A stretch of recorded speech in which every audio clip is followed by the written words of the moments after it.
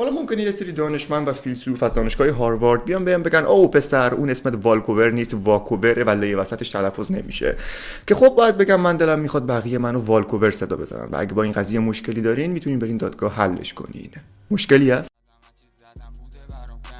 هر روزم بیشتر میشم این تلویزی حبیبی هنو گنگ ندیدی استراتژیک مثل جنگ صلیبی همش ایدافت بهم میگفت عکس نگیری همه پلی میدم میگن ناجی بوده کاراتم اصرار نکن داشته ترورینی میگن اسام هر رفت تو گوشتون پیچید چنگرم سنگ. حالا ممکنه یه سری دانشمند و فیلسوف از دانشگاه هاروارد بیان بهم بگن او پسر اون اسمت والکوور نیست واکووره و لی وسطش تلفظ نمیشه، که خب باید بگم من دلم میخواد بقیه منو والکوور صدا بزنن و اگه با این قضیه مشکلی دارین میتونین برین دادگاه حلش کنین. مشکلی هست؟